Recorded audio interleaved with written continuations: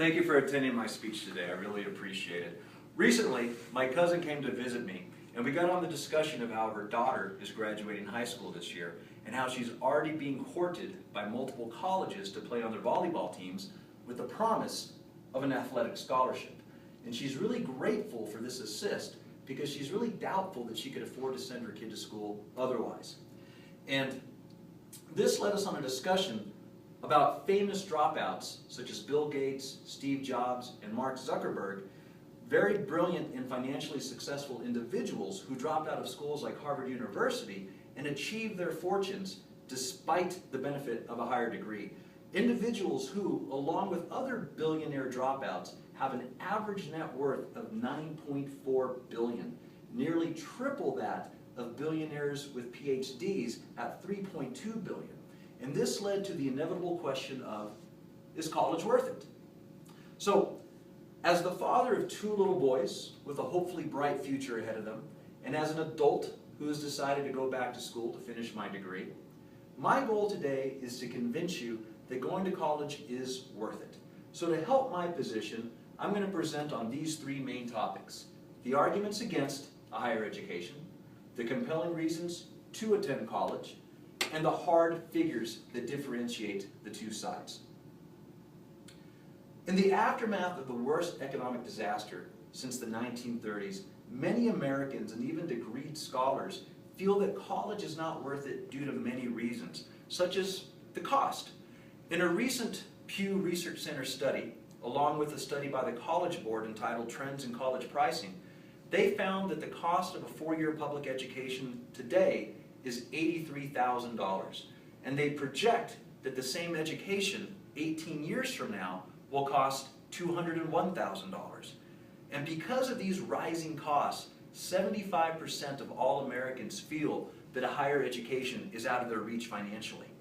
And these high and rising costs then lead to the need to borrow money to finance education. And the same studies found that college graduates in 2010 are coming out of school with an average of $25,000 in student loan debts ahead of them, the highest in history. And this loan burden, in their words, impedes their ability to pay other bills and make other purchases such as a home or a car. And in many cases, they're also finding that it's impeding their ability to choose a career path. To them, it feels like they're graduating college with a mortgage, but with no home to show for it. And the most outstanding and shocking figure to come out of this study is that recently, college loan debt at $1.2 trillion surpassed all outstanding credit card debt for the first time in history. And in the words of William Bennett, Secretary of Education under the Reagan administration, in a recent interview that he did on CNBC, he states that 50% of college graduates are either underemployed or unemployed. And in his words, we have the most educated baristas and waiters in the world. And in the opinion of Craig Brandon, author of The 5-Year Party, at the current economic price tag, it makes no economic sense to send most kids to school. Now, these are all very strong and compelling reasons against pursuing a higher education, but I really want you to focus on these strong positive reasons to send your kids to school, especially in these harder economic times. The first thing is the potential payoff of a college education. According to the same Pew Research Center study, 55% of graduates feel that they are better prepared for employment and the workplace. And in the words of Julie Morgan, policy analyst for the post-secondary education program, in an online debate with U.S. News and World Debate, she stated, U.S. News and World Report, pardon me, she stated that college graduates make an average of 84% more income over the course of their lifetime than their high school graduate counterparts.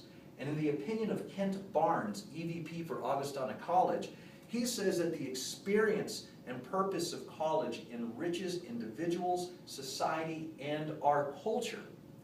And it's really this last point that is so crucial to this next point, because in the bigger worldview, the United States is in danger of being left behind educationally.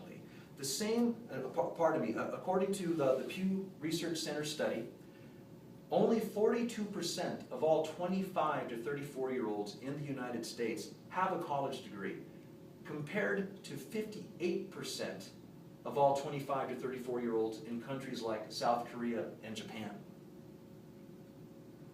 And while many of the arguments for and against are based on fact, much of it's also based on personal opinion and experience. So let's take a look at the hard figures that differentiate the two sides. The first is the income differential.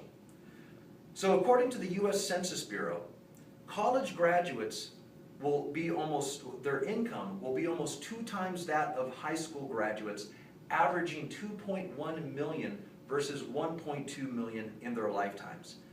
And the current average annual income for a high school graduate is only $32,000 a year compared to $54,000 for someone who's graduated college and $66,000 if you go on to earn your master's degree. And especially in these current harder economic times, college graduates find it easier to find and keep a job with an unemployment rate of 5% with a bachelor's, 2% with a master's, and for those of us who only have a high school degree, the unemployment rate is an astounding 10%. Now, we've heard a lot of opinions from some very credible sources, but I feel that this is the most important opinion to state, because according to the same Pew Center research study, 86% of all college graduates polled feel that college was a good investment for them. So in conclusion, while many of us might like to think that our child is going to be a winning athlete going to school on a full athletic scholarship, or that they possess the intellectual acumen to achieve success without a college degree, the reality is that for most of us, the majority of us, we are going to have to prepare and plan ahead for the cost of higher education. And while there might be many powerful arguments against the need to go to school, to go to college, the reality is that a college degree can improve your earnings power as well as your employment stability. Look at it this way. The money that you spend on higher education will act like compound interest and will improve your earnings power over time. Because in the words of Albert Einstein, compound interest is the 8th wonder of the world. He who understands it earns it. He who doesn't pays it. Thank you very much. Thank